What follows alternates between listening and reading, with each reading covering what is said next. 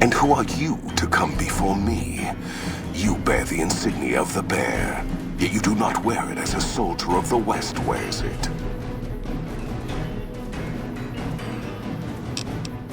We shall see how brave you are when nailed to the walls of Hoover Dam, your body facing west so you may watch your world die.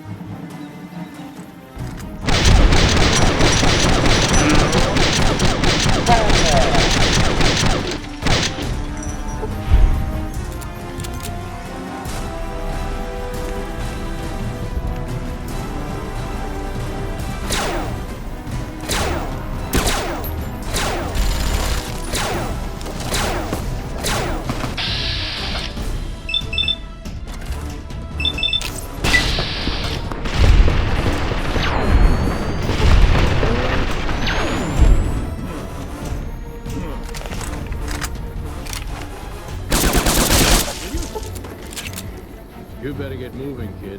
There's bad guys to kill.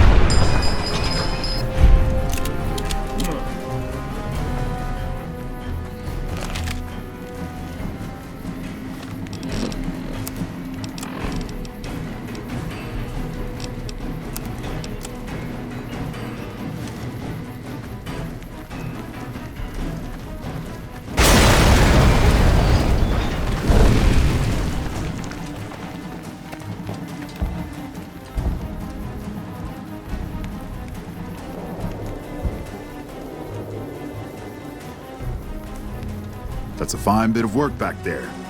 Truth told, I'm surprised you made it out of there in one piece. You and the dam. I'm impressed to say the least, and that's no easy thing. You've secured NCR's future. The administration sends its thanks for what it's worth.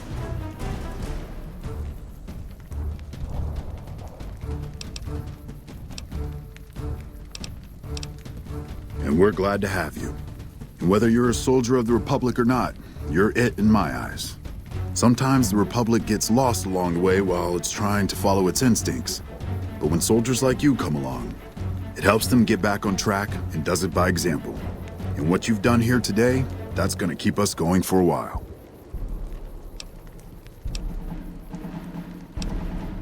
Course not. You earned it. Rest up. Let us carry things for a while.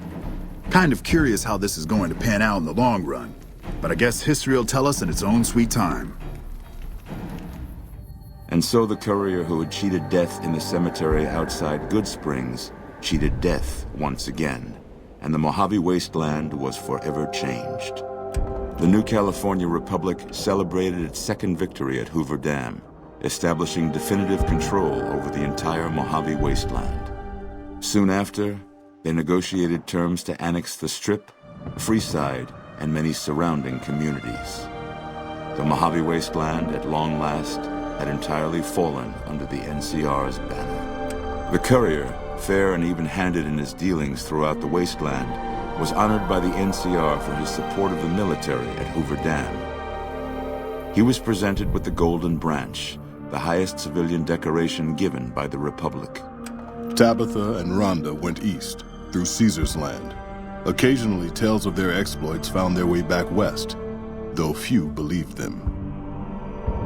Eventually, the stories concerning the duo were collected and published, and proved to be quite popular with children. Convinced that his time as a gunslinger was past, Raul made peace with the idea of growing old. After traveling with the courier for a time, he retired and settled down in Outer Vegas, where he would spend his days fixing ancient machinery. With the help of the gunrunners, the Boomers developed a healthy trading relationship with the NCR. Eventually, the Boomers began wandering out into the wasteland while still preventing outsiders from entering Nellis. The Brotherhood and the NCR in the Mojave Wasteland declared an official truce, despite continued hostilities between the two in the West. As per their agreement, the NCR handed over all suits of salvaged power armor, and in return, the Brotherhood helped patrol I-15 and Highway 95. The peace with NCR served to ease Veronica's worries about the Brotherhood's immediate future. Still, a distance had arisen between her and her fellow members that would never be bridged. She began secluding herself in crumbling libraries of the old world, learning of promising technologies she knew the Brotherhood would never adopt. Their leaders destroyed by the courier, the fiends scattered throughout the wasteland. Without the organization of Motor Runner, Cook, Violet, and driver Nephi, they were easy prey. After the NCR's victory at the dam, in part thanks to follower medical support, NCR allowed the followers to care for refugees as they see fit. Old Mormon Fort expanded its services and was able to aid more people, becoming a refuge for the less fortunate citizens of New Vegas. Arcade had hoped that Freeside would be able to remain independent of NCR rule. But he was glad that Caesar's Legion had been stopped at Hoover Dam. He tended to the sick in Freeside for a while longer, then returned to NCR territory to become a teacher with the followers there. Good Springs saw more trade along I-15 after NCR gained control of the Mojave Wasteland, but with that came a heavy burden of the Republic's taxes. Some old-timers, unable to handle the cost, were forced to move on, grumbling all the while. In the years following the destruction of Cassidy caravans, NCR used evidence of the plot to blackmail the Crimson Caravan and the Van Graffs. NCR enacted strict trade laws with little resistance, strengthening their supply lines and their position in the Mojave. Cass survived to see the NCR flag flying proud over Hoover Dam, and thought for a moment, this is what a hero must feel like. She was about to tell the courier not to get too proud of himself. Then she figured, he knew that already. That night, Cass kicked in the door of his room to celebrate, only to find the man on the bed was an NCR soldier whose barracks had been destroyed. He was cute, though, so after having her way with him, she got the hell out, leaving an empty whiskey bottle as a note. As she walked along the dam in the night, she felt drunk, content, and happy to be alive. Which to her was the whole point of it all. During the Battle of Hoover Dam, the Great Khans quickly evacuated Red Rock Canyon and headed north and east into the plains of Wyoming. There, they reconnected with the followers of the Apocalypse and rebuilt their strength. Bolstered by ancient knowledge of governance, economics, and transportation, they carved a mighty empire out of the ruins of the Northwest. Thanks to the Courier and Lily, a cure for the Nightkin's schizophrenia was found shortly after Dr. Henry's experiment concluded. Nightkin and other super mutants in the wasteland flocked to Jacobstown, and the town became known as a haven where a mutant could find peace.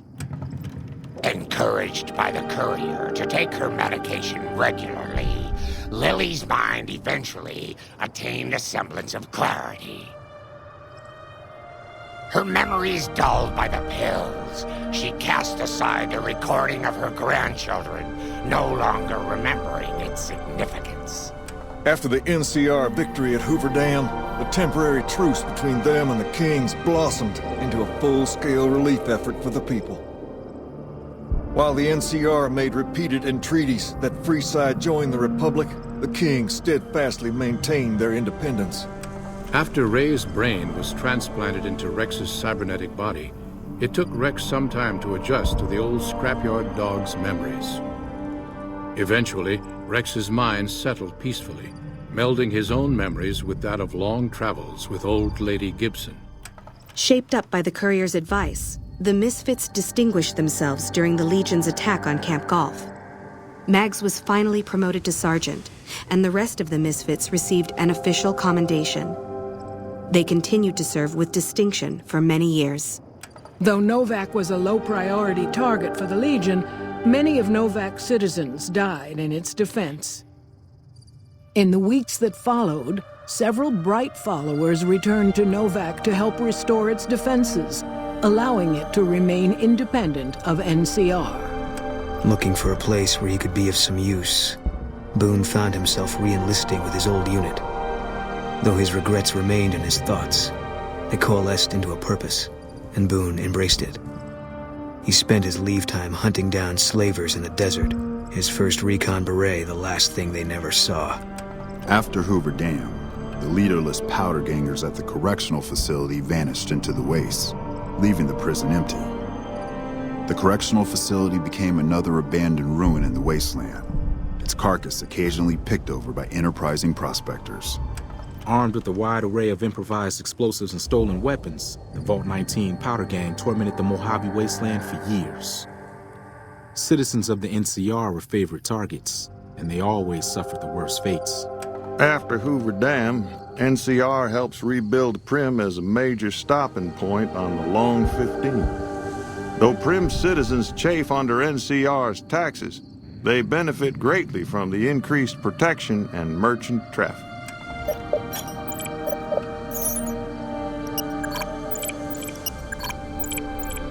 Defying Chief Hanlon's worst fears, NCR's Rangers persevered and distinguished themselves during the Second Battle of Hoover Dam. The Rangers, along with NCR's many troopers, shared the glory of victory.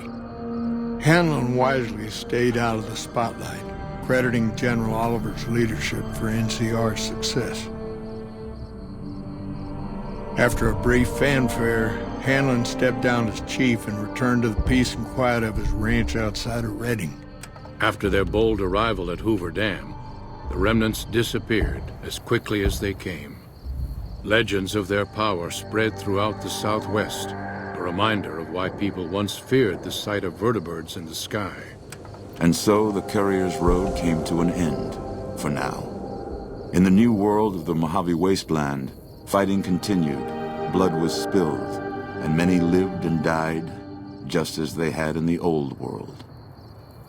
Because war never changes.